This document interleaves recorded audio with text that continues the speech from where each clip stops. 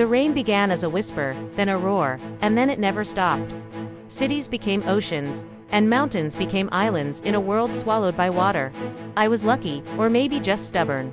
My small boat, the Wanderer, became my entire world. Days bled into weeks, and the only certainty was the endless gray expanse of water and sky.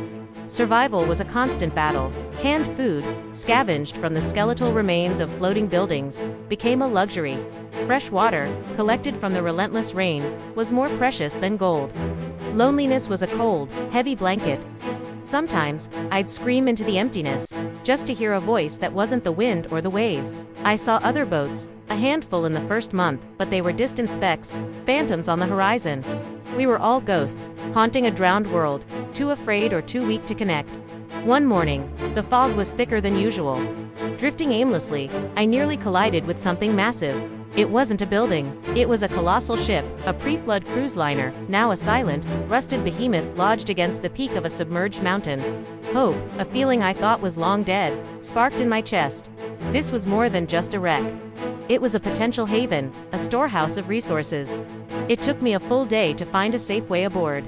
The ship was an eerie time capsule, but its pantries were a miracle. They were mostly dry, filled with preserved food, medical supplies, and tools.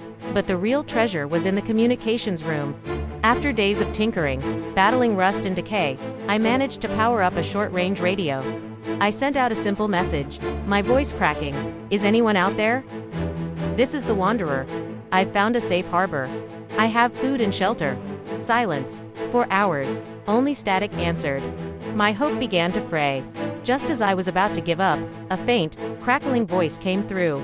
"We hear you, Wanderer. We're on our way." Tears streamed down my face. I wasn't alone. In the following weeks, boats began to arrive. A family of 4, an old fisherman, a young engineer. We were a ragtag collection of survivors, but together, we were something more. We began to work, clearing decks, planting a rooftop garden with seeds found in the ship's stores, and fortifying our new home. We called it the Ark. It was a new beginning, built on the remnants of the old world. The water was still everywhere, but for the first time since the flood, we dared to look towards the horizon, not with fear, but with hope. We were rebuilding, one day at a time. Thanks for watching. If our story moved you, please consider subscribing to see what we build next.